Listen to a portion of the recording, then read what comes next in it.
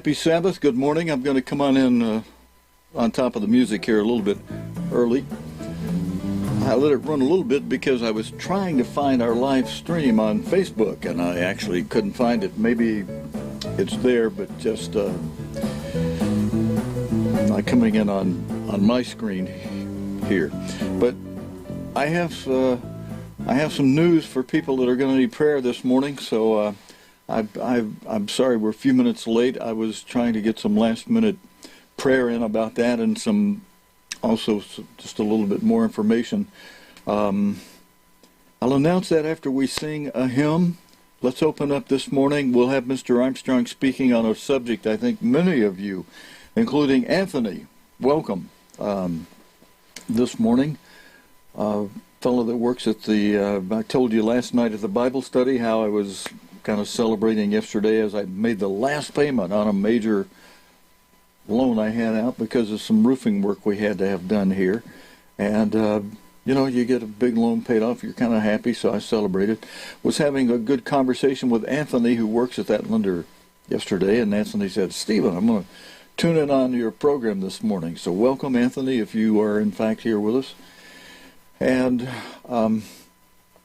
with a subject that God's end-time apostle Herbert Armstrong will be speaking on this morning is one that I think, Anthony, you'll find beneficial, profitable, and the rest of us too, because Mr. Armstrong covers a lot of scripture that relates to our calling in this faith. And that subject will be, what are the laws of success? So a subject I think a lot of you can relate to, and we all should relate to. Let's go right for a hymn, and then I've got some news from Karen Xavier that I'm going to share with you after we sing a hymn. We'll go over the dates where we are in a moment, but let's sing this hymn from Psalm 1. And, I changed my screenshots for something we did special the other day.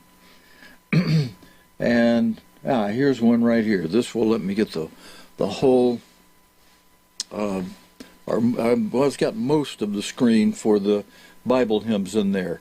Let's sing one I like to sing on a regular Sabbath often, from Psalm 1, that reminds us of a message that God's end-time apostle Herbert Armstrong is going to have within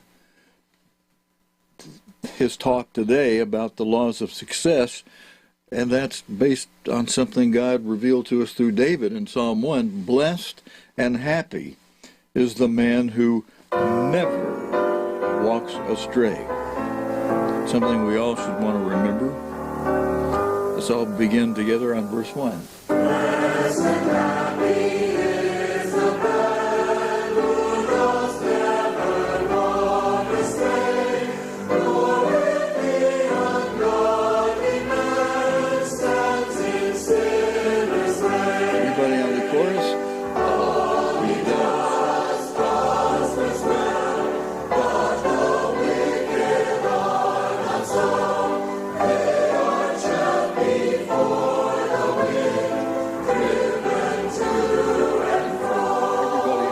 Two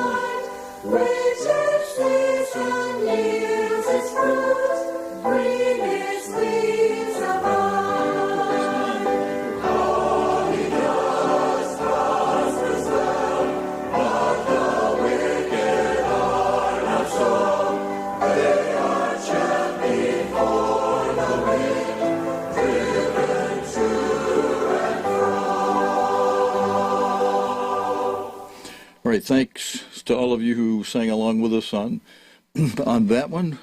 We're going to have another one, and we sing that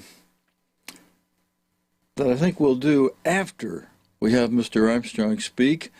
Remember, you can not only catch us on Facebook and YouTube, but if we ever get censored out for any reason, we also stream on our own website, right on the home page of cogtv.org, in the window underneath the banner. When we're streaming live, what you see now from a photograph of our home page, where that area is just a black window. When we're streaming live, our live video will be seen in that window. You just have to look for the little speaker that you click on the speaker, and it'll remove the X and turn the audio on so you can hear it. And it's good to know that we're there, because as we saw last year in the political arena, some of the social media decided to flex their censoring arm, and that could happen to those of us who preach God's truth.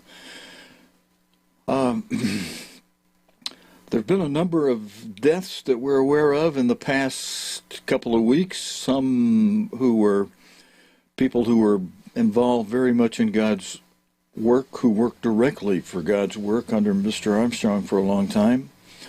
I'll mention those in a moment, but I got a message from Karen Xavier this morning that said her dad, John Johnson, died at 4:30 a.m. this morning. So she, her son Brett, and Mr. Johnson's wife, Mrs. Johnson, and her daughter will, I'm sure, appreciate your prayers for comfort, because even though those of us who know the truth about the resurrections, we know we're going to see our loved ones again in their resurrection, there's this time while we're present on the earth now, when they're gone, and at the moment they're gone, something kicks in that is a great emotion that I've personally experienced and can talk about from some personal experience that relates to what God describes in the Bible as that sting of death. And even though we may well know, hey, we're going to see this loved one again in a resurrection, there's just this fact that you were just talking to them not long ago, and now they're dead, and they're not responding. And that realization of death can have a powerful sting to it. Sometimes it doesn't come right away after death. Sometimes it's hours and day or two later as time goes on, and you're missing that person. I'm not the only one who's experienced that, I know, I'm sure. So those of you who know what I'm saying, and even if you can just imagine it, or try to put yourself in another person's shoes in that respect, it'll be good if you remember Karen Xavier. Her last name is spelled Xavier. Her son Brett Xavier, and then Mrs. Johnson, Mr. Johnson's former wife died 12 years ago. He had a new wife, Mrs. Johnson, his current wife. She will appreciate your prayers for comfort, and her daughter, who also had a love for Mr. John Johnson, who has been living in the Virginia Beach area of the state of Virginia. And so let's remember the loved ones of Mr. John Johnson in our prayers for comfort, for much comforts. Karen has viewed with us here for several years, and so there's a certain camaraderie and fellowship there that we want to remember those who we fellowship with for comforts. A couple other people who I just got notice this morning that on Monday this week, April 26, longtime member of the broadcasting, both radio and then later television for the work. In fact, Mr. Armstrong made him the director. Many of you have seen his picture in the old photographs of Mr. Armstrong with his wife Loma in the early Pasadena studio, radio studio. You'd see the window to the studio, and out past the window with the radio controls, there's the picture of young Norman Smith. And when I came to college in 1970, when I got my acceptance to college, I wrote Mr. Smith, who was then the director of the television studio.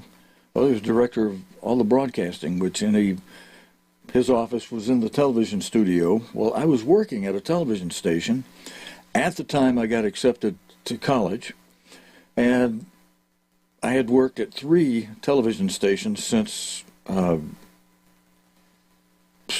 the word for when you get out of the military service, in Miami, Florida.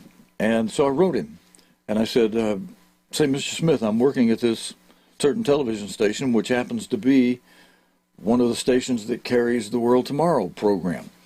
And I said, if you've got an opening, if you can use me, I'm going to be a student this fall. If you can use me in the television studio, here's some experience I have working at these television stations.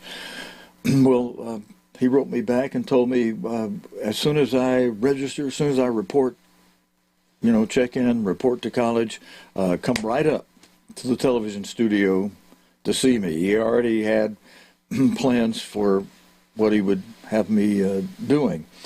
And chroma keying had just come out then, and so they put me on to help edit the program, and were they eager to know how we were using chroma key in the major stations that I had been working in Miami, Florida. One of them, multi-million-dollar studio set up, and so I shared that with them.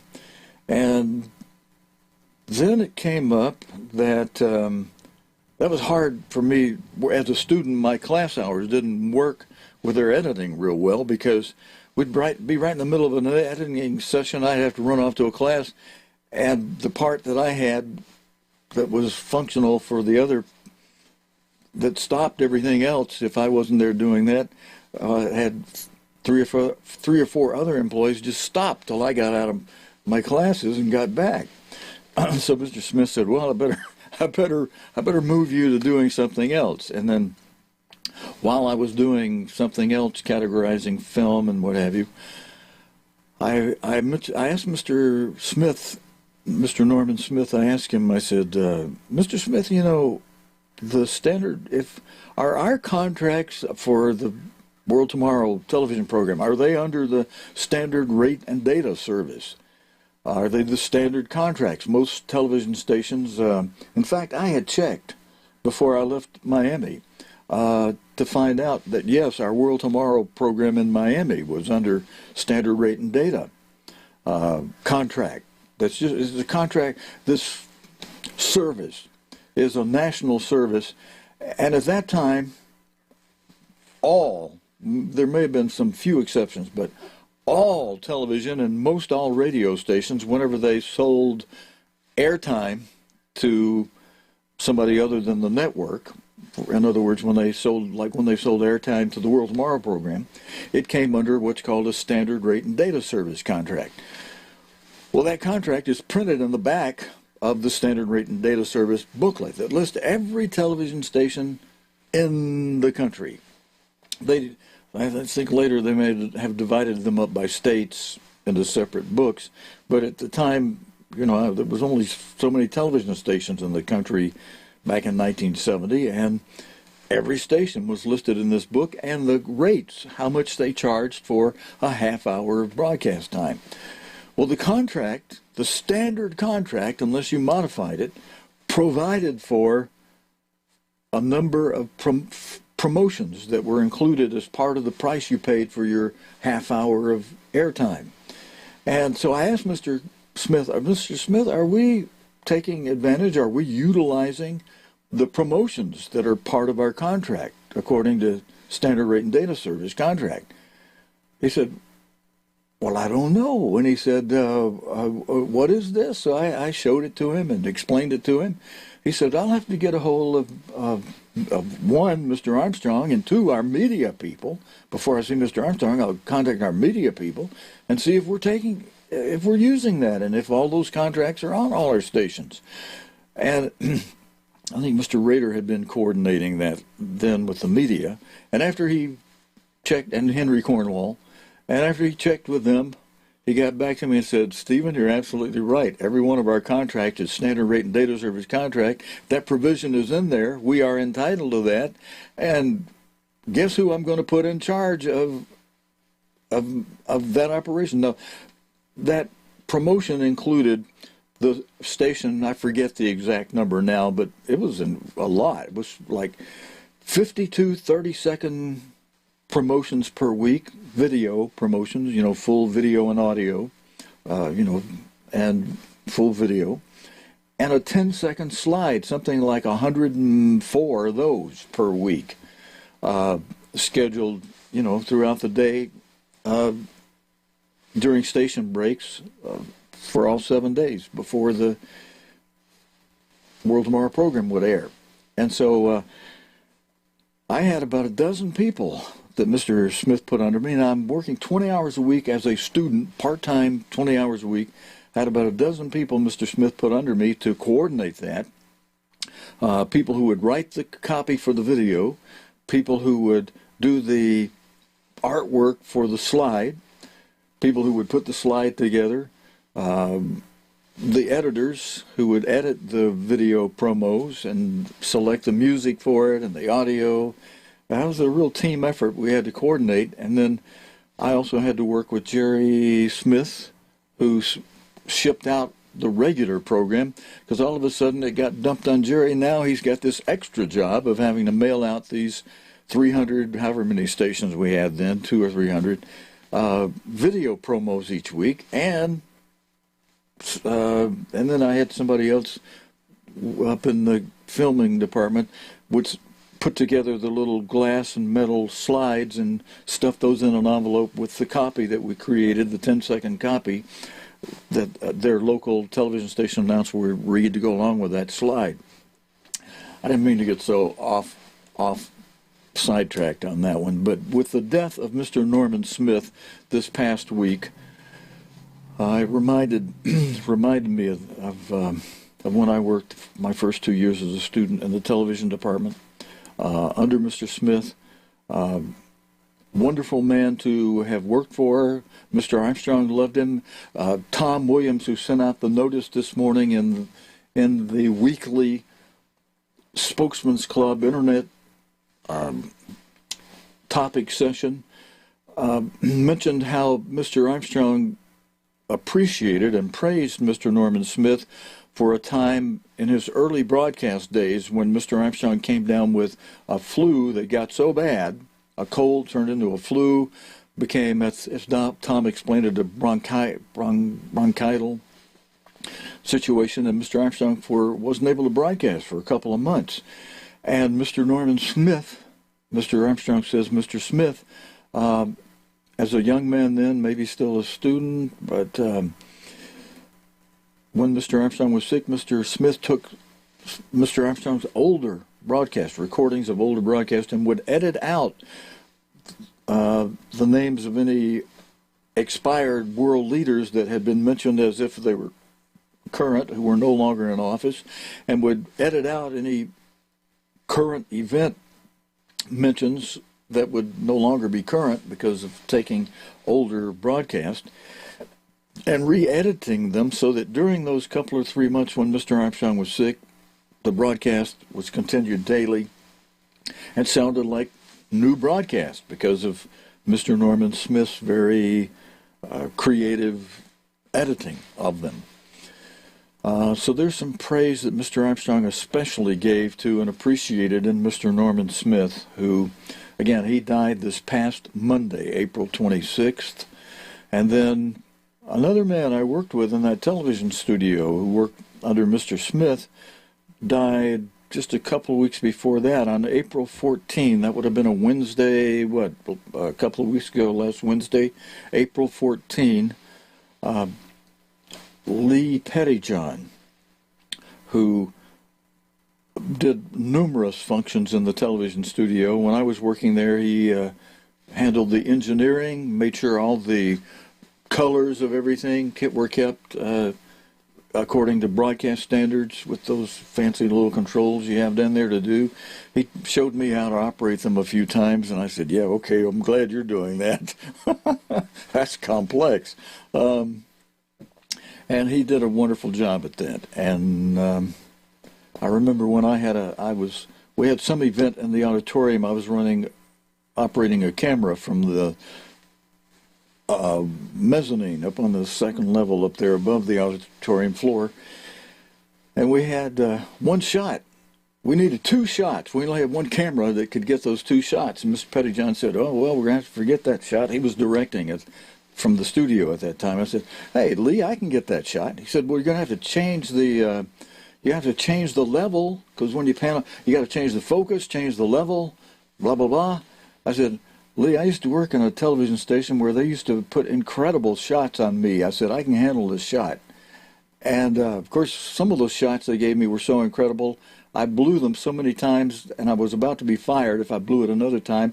I had to really urgently pray, God, if you don't help me with this shot, I'm about to lose my job. And it is a nearly impossible shot to get 3 shots right in a row in a 30-second commercial.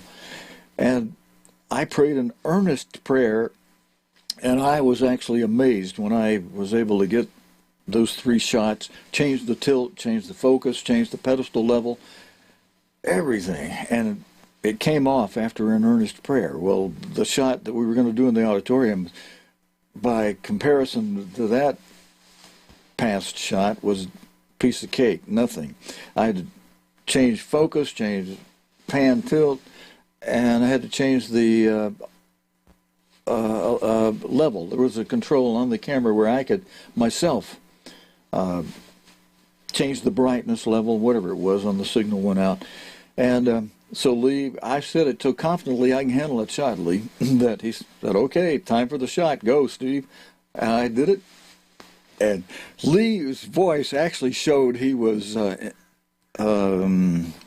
both impressed and surprised that I actually pulled off that shot. So I have some moments of memories with both of those men who just died that are kind of precious. And those people will have, if Mrs. Lee Pettyjohn is still alive, she'll need prayers for comfort. Mrs. Norman Smith and Mr. Smith's daughter, Debbie, I'm sure will need prayers for comforting that sting of death that I just mentioned. And,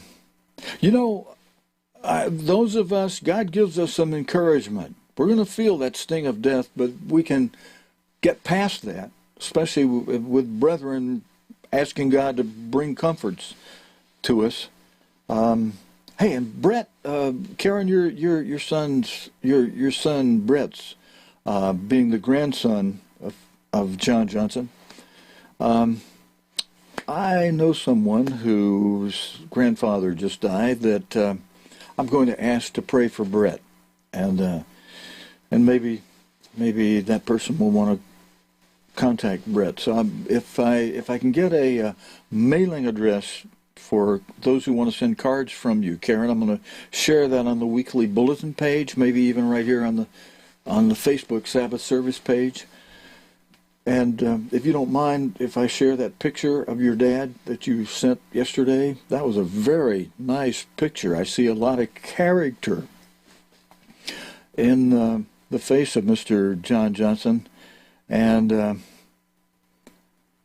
yeah, I'd like to share that with people on the weekly bulletin page. So if you just give me an okay on that, I'll when we're off the air later, I'll grab that picture and put it over on the weekly bulletin page. And if you want to put it right here on the Facebook page, in the comments, say, yeah, Steve, this is my dad, that'd be fine. That'd be fine too. And then people can be reminded to be asking God to bring comforts to you, your son Brett, to your stepmom, Mrs. Johnson, who married your father after your mom died, and Mrs. Johnson's daughter. And I think, brother, let's sing one more hymn. I was going to mention, before we go to Mr. Armstrong, I was going to mention there's a minister who died about 5 weeks ago now on the Sabbath, that his wife will need prayers for comforting too. She may be adjusting more and more to the death of longtime faithful director of the Portuguese language department, who would translate Mr. Armstrong's Plain Truth articles and booklets into the Portuguese language for brethren in the Portuguese-speaking world, around Brazil and in the parts of Africa that are in the south, Angola and near neighboring countries. Mr.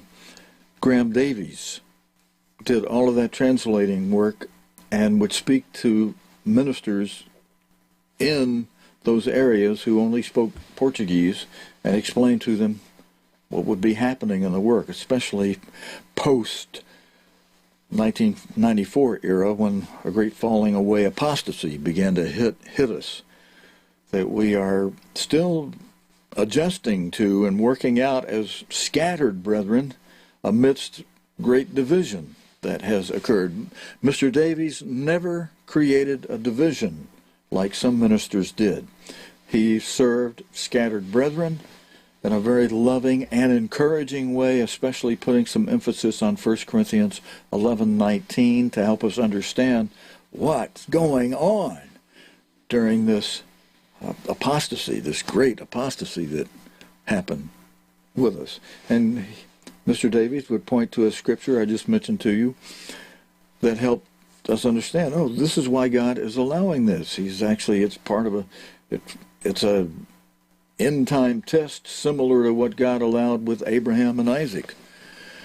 Okay, but I think it might be good if we sang. Do I have a sang? Let's just go ahead and sing one more hymn before we go to Mr. Armstrong. Know what? I tell you what, I'm going to stay to the way I said it, because I want to leave the last song that we sang before Mr. Armstrong speaks to be that one that we sang about blessed and happy is the man who never walks astray, because this is going to relate to what Mr. Armstrong's going to say in this sermon today on the 7 laws of success. So let me put Mr. Armstrong's lower third up here. And I need to make one change. I knew I should have done this last night before I went to bed, because then it works a lot better if it's all ready to go. But if you'll bear with me, I think I can find the bar that has the date line in it. And because what's going to happen is when we put Mr. Armstrong on here, it's going to say he's speaking in the year. And this is the first telecast he did in the year 1994. I got it right here. Okay, so we can just go here and change the year from last night in the Bible study. He was speaking from the last program he did in 1983. There, I got it changed now. And so this morning's program will be the first program he did in 1994. And it's going to be, again, the subject is, what are the laws of success? Imagine, if you can, a world with all poverty banished. Now, we live in a world where 50% of all of the 4 1/3 billion people on earth are living in poverty, many in abject poverty, in filth and squalor. But just imagine a world with no poverty whatsoever. Plenty for everybody. Well, I have good news for you. Such a world is coming, but not the way you think. Universal prosperity, also world peace, all of the good things of life, universal happiness. That means utopia. You look up the word utopia in the dictionary and it'll tell you it's a fanciful sort of an imaginary world where everything is just perfect and there's plenty for everybody and no poverty or anything of the kind. But imaginary and impossible.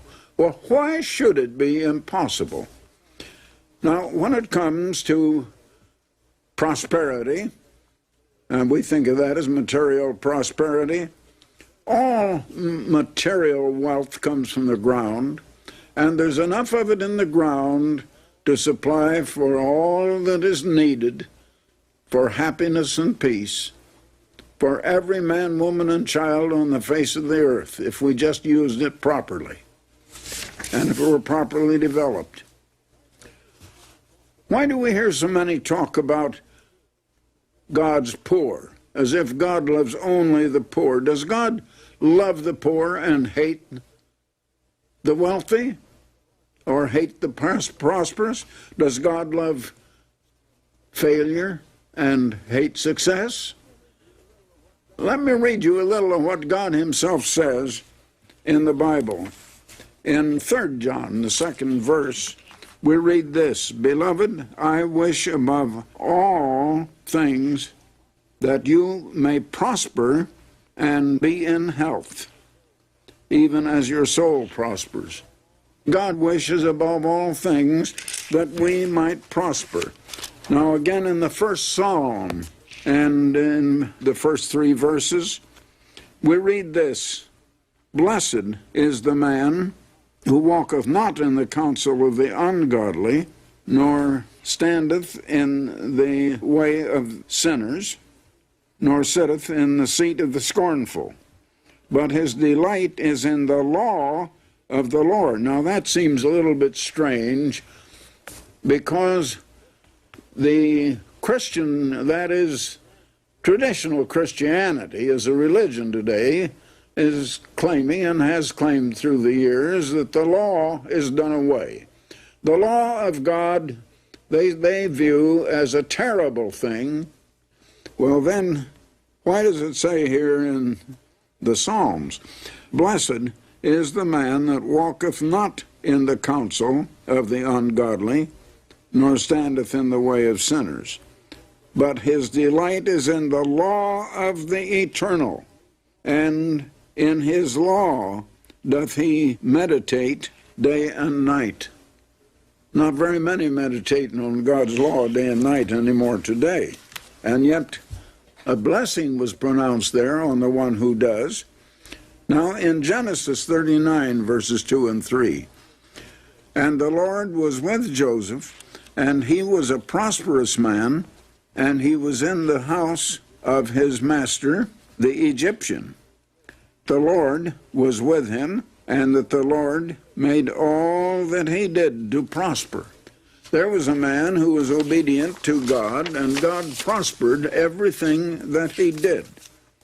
I would like to have you notice the 84th Psalm. For the eternal God is a sun and a shield. The Lord will give grace and glory. No good thing will he withhold from them that walk uprightly. O Lord of hosts, blessed is the man that trusteth in thee. In other words, if we trust in God, we will be blessed and have blessing. That's back in Deuteronomy, the 28th chapter, and the first 2 verses.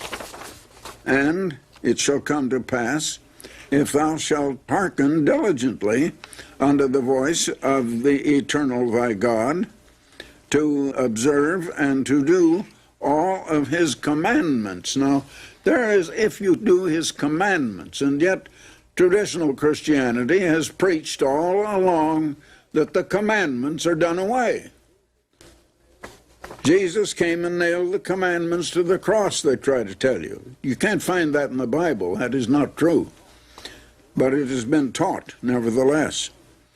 And to do all of his commandment, which I command thee this day, that the eternal thy God will set thee on high above all nations of the earth. That was a national promise. The nation. What about the United States today? That applies to us today. If we would honor God, if we would obey His laws. Now, we have, in one sense, been set already economically on the top of the nations of the world, but we're not staying there. Now, the second verse, and all these blessings shall come on thee and overtake thee, if thou shalt hearken unto the voice of the eternal thy God. And that voice was the one that gave His law, His commandments. And the law of God, the commandments of God, are merely the way of life. It's God's way, well, you might say it's God's lifestyle. God pronounced blessings and cursings and told the people to choose the blessings if they would only obey Him. That would bring economic and financial blessings and other blessings also. Now in the 92nd Psalm and verse 12, I'd like to have you notice. The righteous shall flourish like the palm tree. He shall grow like the cedar in Lebanon. The righteous, in other words, will flourish and will grow in prosperity, but also in health and in happiness and in all of the good things that are considered as blessings and things that are to be desired and things that we want. But at the same time, God does warn us on not setting our hearts on the material prosperity. Now, I've had a great deal of experience in that, and I have known many multimillionaires. I've done business in my earlier life with presidents and board chairmen of many of the largest industrial corporations in the Middle West and the East of the United States. I've known millionaires who had more money than they needed, but it was never enough. And the more they had, the more they wanted. And the more they had, the less dissatisfied they were because it still wasn't enough and they wanted more. And they were unhappy. Money alone does not make you happy. If you set your mind and your heart on money and the material possessions, that alone is not enough. And you'll notice that God promises material prosperity if you have the other things, because His commandments are a way of life. In other words, the law of God can be stated in one word, love, L-O-V-E, but it's outflowing love, away from the self. Love toward other people is not lust. Lust is coming in toward yourself, self-love, self-desire, vanity. And that is what we do have, and that's what we do find in the world. But God says, if you have that love, which is toward others, toward God first of all, and then toward neighbor, obedience to God and to God's way of life. Obedience to God merely means His law, His code of conduct, and how you conduct yourself not only toward God, but toward your neighbor. Today, everybody is in competition against his neighbor. He wants to take away from his neighbor. If possible, he wants to prevent his neighbor from getting or having anything. He wants to take it all to himself. And that does not make for happiness. You see, prosperity goes along with the right kind of happiness. And happiness goes along with the right kind of prosperity if you have them both in a right balance. Now, the Ten Commandments simply give you the only way that can bring both prosperity and peace to the world. If everybody is concerned for the good and welfare of his neighbor, then we won't have the troubles that we're having in this world today. We won't have the curses that are on the people and on all humanity as it is today. All poverty and evil comes from breaking the Ten Commandments of God. The Ten Commandments are only a manifestation of the law of outflowing love, first to God and then to neighbor. Now, the first four of the Ten Commandments define love or the general principle of love toward God. The last 6 of the 10 commandments simply give you the principle of love toward your neighbor. It starts out with honor your father and mother. The closest person of all to anyone is his father and mother, his parents. They should be honored. And then there is the one against adultery. In other words, faithfulness to the one you've chosen as your life mate to live with. And if you love your neighbor, you won't steal from him. If you love your neighbor, you're not going to harm him or try to kill him. And we have so much murder to be contended with in the world today. If you love your neighbor, you won't covet what he has, whether it's his wife or his jewelry, his automobile, his money, or whatever. It's only the way toward peace, and it also is the way toward prosperity. Now, the Bible has a lot to say about sin. And in 1 John, the 3rd chapter, and verse 4, you get the Bible definition of what sin is. Sin is the transgression of the law. And sin is a term that we use only in connection with God. If you sin, shall we say, to use that term, against the government, the laws of man, we don't call that sin, we call that crime. And in Romans, the 7th chapter and the 14th verse, it says that the law is spiritual. It's a spiritual law. Now, a lot of people don't understand a spiritual law and how that differs from a material or physical law. A spiritual law has to do with the operation of one mind, or the attitude or spirit in one mind in association with other minds. That is, with your mind in association with the mind of God. And God intended for us to have a relationship with Him. And the world has forgotten God. The average person has no relationship whatsoever with God. He should have, because God loves all of us. I've heard programs saying that God loves you. Yes, He does. He loves everybody. But do you love God? Most of you might say you do, but actually when you get down to it, you really don't, because you don't even think much about God. Most people just don't. Go back now to the beginning of the world and see what happened. Now, the first man, Adam, was one man. God started this whole world with one man, and all of us and all humanity and all the races have come from that one man. Now, before that man were 2 trees. One was called the tree of life. And if the man had taken of that tree of life, he would have received the Spirit of God. Now, the man was made, something that even scientists don't understand today. One of the latest sciences today, the science of brain research. And they can't seem to understand the difference between the human mind and the animal brain. They try to take the brains apart. They won't admit that a man has a mind any different than an animal, and yet its output is millions of times greater. An animal can't think, can't reason, can't come to conclusions, make decisions, doesn't have such things as wisdom or judgment. An animal has no appreciation of art, literature, and music. He does not have the attitudes of a human being, of good or evil, and things of that sort. Now, those are spiritual things, attitudes of good or evil, in your conduct toward other people. Well, if this man had taken of the tree of life, the root of that tree is God. And out of the root comes the Holy Spirit of God in the trunk of the tree.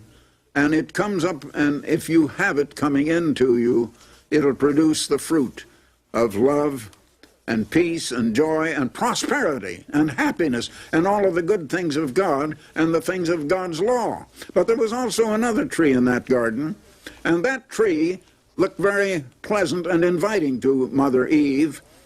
In that tree, what she saw was success by taking it away from other people, and wealth, and vanity, and self-glory, and somehow those things all appealed to her.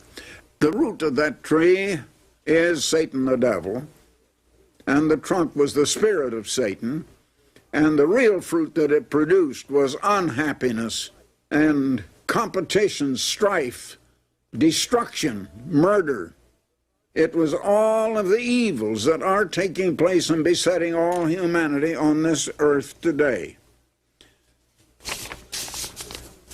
And somehow man has never come to see what is wrong with his world, because it started out on that foundation. Man chose that tree. Eve was deceived into taking it, and the first man, Adam, went along with his wife and also took of that tree, though he knew better. And everybody has been taking of that tree, and what comes out of the roots of that tree are the attitude and the spirit of vanity, of self-centeredness, of greed, of competition and strife, of envy and jealousy toward others. And that's why we're having the troubles we're having in the world today. And that has led to poverty. That has led to abject poverty and sorrow and suffering and all of those things that we have and that beset the whole world today. Now, getting back to the nation, there was ancient Israel, a nation, and God said to them, as you find in Leviticus, the 26th chapter, I just want to read you a little of that because it has a great deal to do with the United States and the British people and Canada, all of our people today. Now, you'll find here, beginning in verse 1, Leviticus 26, God said to that nation, ancient Israel, you shall make you no idols, nor graven images, that is, having other gods before the true God, neither rear you up any standing image. You shall keep my Sabbaths. God says his Sabbaths. Reverence my sanctuary. I am the eternal. If you walk in my statutes and keep my commandments, there again are his command. The Sabbath, incidentally, is one of those commandments. Then he says, if you do that, I will give you rain in the due season. Your land shall yield the increase. And that is wealth. That's where prosperity comes from. And I will give you peace in the land. You see, peace goes right along with it. But, now listen, coming to verse 14, if you will not listen to me and do all of these commandments, and if you shall despise my statutes, or if your soul abhor my judgments, so that you will not do all my commandments. There again are the commandments they're trying to say are done away today. But that ye break my covenant, I also will do this unto you. I will even appoint over you terror, consumption, and the burning ague, and I will set my face against you, and you shall be slain before your enemies. They that hate you shall reign over you, and you shall flee when none pursue. And if you will not yet for all of this listen to me, then I will punish you 7 times more for your sins, and that in biblical language figures out to a time of 2,520 years, and that did happen to ancient Israel. And we are the descendants of those people. And that 2,520 years ended in the year of 1800. By 1800, London was the financial hub of the world. By 1803, the United States had acquired the Louisiana Purchase and had become a great nation. And all wealth has come to us as God had promised it to Abraham, and through these people it was denied for 2,520 years. It came to us. President Abraham Lincoln knew that we hadn't toiled and earned it, that it had come through the mercies of God because he had promised it to our ancestors. But what have we done with it? We put on our money in God we trust, but we don't trust in God. We say His law is done away, and we teach it in our churches in this world. God says His tithe is holy to Him. Now God says in Malachi, the 3rd chapter, will a man rob God? And yet you have robbed me, even this whole nation. You say, how have we robbed you? In tithes and offerings. You are cursed with a curse, for you have robbed me, even this whole nation. Because we're not tithing. And that's why we have such a great national debt. That's why you're having to pay far more than a tithe into the government to run you, because we're not heeding God's laws. And we're in economic trouble, and we're in spiritual trouble, and we're having all kinds of trouble. We're in mental trouble. We're in physical trouble. Our land is dotted with hospitals and with multiple thousands of physicians and doctors because we're sick. And we are sick in every way. We're sick economically. We're sick morally and spiritually. And we're paying the price because we haven't learned what success is. We haven't learned the way to success. We haven't obeyed our God. And that is what is wrong in the country. That's why we've been having the troubles that we've been having. When will this country wake up? God Almighty has said to me, cry aloud and spare not, lift up your voice, and show my people their sins, says God. And that's what I'm doing. And you're hearing it in your ears this minute, and I hope you will take the message. Now, I don't want to close this particular program without offering a certain booklet that I have not offered for a long, long time on television, and that is the 7 Laws of Success. Now, this is dealing with economic success, that's true, but nobody needs to be a failure in life economically. There are laws that govern whether you're going to be successful or not. There need be no poverty whatsoever, but there is, and there's a cause for it. You need to know the cause. I told you a while ago that I have known many multimillionaires who have made money. They have observed these laws and they've made money. That's where I learned about these laws first before I learned them out of the Bible, and they're there too. But they're practical. They're the practical laws that have made a success of every life that has been a success. You need this little booklet, The 7 Laws of Success. It's short. You can read it in one sitting. It's illustrated. The pictures of some of the men that I knew earlier in life that were very successful are given here. Also, now let me tell you, I want to just mention once again before I close, this booklet, The United States and Britain and Prophecy, where we're mentioned in prophecy and what it says about our nation and why we became so great, where we got our national wealth, and why it's being taken away from us today. You need this booklet. Millions of our listeners and viewers have received this booklet. There's no charge, there's no cost, and I'd like to send you, if you haven't received it yet, now many of you have, but if you haven't, you need that booklet. And we'll also give you a year's subscription to The Plain Truth, the greatest and finest magazine in this world. I wonder how many of you know that the circulation of The Plain Truth is greater than Time or Newsweek or our news publications. It's published in 7 languages all over the world. It's beautifully illustrated, and it carries no advertising. And for reading content, it carries more reading in it than the average larger magazine because they're stuffed with advertising. And this is all reading matter, and there's no subscription price. And we will send you a year's subscription, but you have to ask for it for yourself. And then if you receive it another year, you'll have to renew, or you won't receive it. You don't have enough money to buy it. I'm going to come on out and thank Mr. Armstrong for that program from 1984. As many of you know, the Plain Truth magazine that he's offering is no longer available. For this booklet, The 7 Laws of Success, this other booklet, The United States and Britain and Prophecy, and your free subscription to The Plain Truth. If you're But the other two booklets he just mentioned, The 7 Laws of Success, are available online. By friends. Thank you, Mr. Armstrong. Preceding program.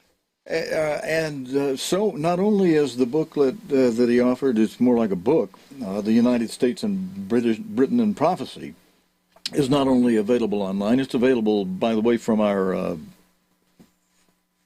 website on the library page. If you go to our cogtv.org website, this is the home page that opens up, and on this particular screen over on your right side of the screen, far right side of the screen there, you'll see, you can just see a little bit of it. There are menu tabs. The first one that's lettered says Archive Video. The one underneath that will spell out the whole word Calendar when you can see the whole thing. My photograph only captured part of the screen for what I was trying to point out for people.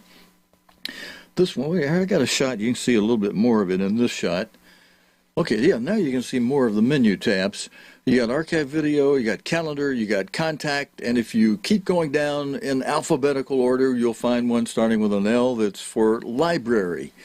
And if you will press the Library page, you'll find on that page the United States and Britain and Prophecy. That'll get you to the booklet version online of the U.S. and BC, United States, British Commonwealth. We now refer to the British Commonwealth as the UK, the United Kingdom. And so maybe we should retitle the booklet, the book, U.S. and UK in Prophecy. But it's available, U.S. BC, online in our library. And if you want to have it read to you, instead of going to the library menu item, go to our Archive Video page and do your normal Control F4 search. Type in a search looking at a web, that looks at the web page, and you'll find the entries for about a dozen telecasts that we did here on cogtv.org where we read that book to you. You can just kick back and, and watch it, have it read for you, all 12 or 14 chapters of the United States and British Commonwealth in Prophecy, if you go to our Archive Video page and look for it there. Okay, I promised you would sing another song, and we're going to do that, and then we're going to end a little early today because as I've been trying to check for our stream on Facebook, I may have hit, this new service has a different structure than what I used to use. I may have hit the green light buttons too early before we actually hit the live stream button on our streaming computer, and the two have to coordinate. I couldn't find us on Facebook, so I may have to restream this later. So if you're seeing it much later than you normally do on Facebook, we actually were live on our cogtv.org page, before you see it on Facebook, because I may have hit the wrong buttons. If we're on Facebook and you're seeing it right now while we're live, great, then it's for just some reason it's just not coming through on the system that I'm broadcasting from, and that might be preventing it for some reason. But if I don't find it on Facebook after I sign off, we will throw it up there later, and I'll hit the right buttons and make sure it's on. But as we close the service a little early today, let's close by singing this hymn that we often sing on a holy day, an annual Sabbath, from Psalm 9, one of giving God praise. Even though some people have died that we love, that we expect to see in one resurrection or another. I especially say that because of one of our evangelists having gone with the apostates. And, God makes that call. And thankfully, he's very merciful. And in some cases, some people that went along with the apostates were just, somehow they were talented people that were with us, but never part of us. And so I'm certainly not saying that about some of your loved ones. It's still God's call. We all have to work out our own salvation with fear and trembling. But there are some cases where if we don't make the first, God's got the second resurrection option. We just see people later But I believe in the case of this morning, as we often even say it in the funeral things, from what I can see about those who've recently died that are members of the church who didn't work in the church necessarily, I believe they're going to be in the first resurrection. We're going to see them sooner than later. And of course, some of you want to be in that too. And so we'll be talking about, to those of you who are wanting baptism, we'll be talking to you more about that. On our library page, there's some books you should be sure and read. The one all about water baptism, be sure and read that. Even if you've read that before, I encourage you to read it again and get your mind very activated with that. Have your son read that, and too. And because, those of you who are associated with the church and you have children, 1 Corinthians 7 operates there, as God's end-time apostle has explained. Your children are not cut off from God the way Adam and Eve caused the rest of mankind to be cut off from God until the fall harvest. There's excellent artwork on some trees in today's telecast. There are 2 trees, as Mr. Armstrong pointed out. And there are 2 harvests. There's a spring harvest and a fall harvest. God, it looks like, called Abel to the spring harvest, and his brother Cain became very jealous of that. And so the works of the flesh, the results of Adam and Eve cutting mankind off from God, began to operate early, right with Adam and Eve's children. They suffered Cain killing his brother Abel. And today we have world war, hundreds and thousands of men killing one another, and all as a result of Adam and Eve rejecting the tree of life and saying we'd rather take to ourselves an understanding of what's right and what's wrong and scientifically prove it. And they're proving it's a whole lot better to just believe and obey God than it is to go that other way. Let's sing praises to God for those of us who have been blessed with the truth and with many wonderful blessings from God. That truth helps us when we lose a loved one to know, hey, we are going. I'm missing them terribly, but we are going to see them again in a resurrection. And that and a lot of other things, there's reasons to just really give praise to God. So let's sing praises to Him together, brethren, as we close out today from Psalm 9, I will praise Thee, O Eternal.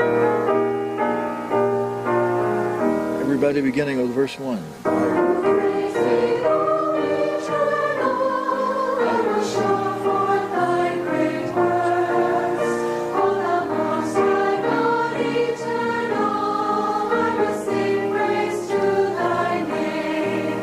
But my foes shall turn and stumble, at Thy presence they shall fall.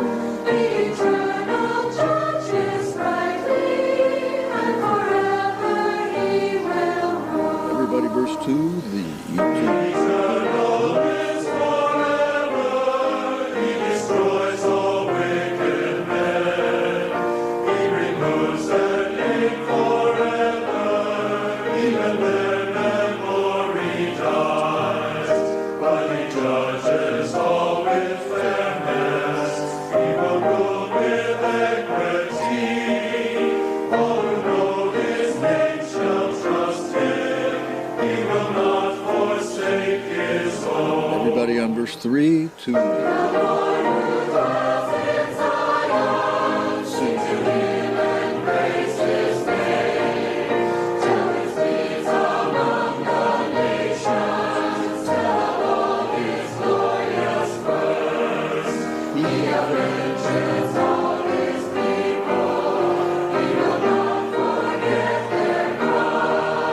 To the Lord who dwells in Zion, sing to Him and praise His name. All right. Thank you to those of you who sang along on that last hymn we're going to do this morning. We're closing out a little early because I'm not sure we're on Facebook or YouTube because of our simulcast system maybe not functioning correctly this morning. So let me thank you for joining us. We'll make this a short service. I'll make sure it gets on to Facebook and YouTube later for those who tune in and watch there. And we'll plan, God willing, and the creek don't rise, to be back here again this coming on cogtv.org, the Sabbath.tv channel. We'll plan to be back here next Friday night for the Friday evening Sabbath Eve Bible study. And then the following morning next week for the regular Sabbath service. And then we're 2 weeks away from Pentecost, 2 weeks and a day, because at the end of the Sabbath, 2 weeks from today, at the end of the Sabbath, at sundown, on what date will that be on the calendar? Hold on a second, I'll tell you. At sundown, now this is 2021, Pentecost, this year is May 16. So on May 15, the Sabbath, it's May 15, when the sun goes down, and it becomes the first day of the week on May 15, and then May 16 is Pentecost this year. So today at sunset ends the 5th week. I explained this in detail last night, so if you really need to catch it and you say, well, wait a minute, these people out of Oregon are saying Pentecost should be on Monday. Tune in. Go. Be sure you hear last night's Bible study. I cover... Excuse me, I cover some detail about that in last night's Bible study, and in the past 2 or 3 weeks I've been going through details about how Leviticus 23:15 says 7 Sabbaths shall be complete, and then Pentecost is on day 50. 7 Sabbaths equals 7 weeks of 7 days each, 49 days. Only 49 days have to be complete before we then begin observing day 50 as the day we bring the holy offering, as God says in verse 16 of Leviticus 23. And on that day, we're not working and keeping the holy day, and that is Pentecost. So, more detail in the Bible study from last night that you can get from cogtv.org. Go to the library, go to the archive video page, and look for last night's date. All right, I'm going to sign us out. Wish you a wonderful rest of the Sabbath today. Thanks for those of you who are new to our program, to our service, for joining us today. Anthony, hope you were with us, and look forward to talking to you again. And remember prayers of comfort for Karen Xavier, her son Brett, Mr. John Johnson's new wife, Mrs. Johnson, and her daughter. And then comfort those who are related to Norman Smith and Lee Pettyjohn. Happy Sabbath. Until next time.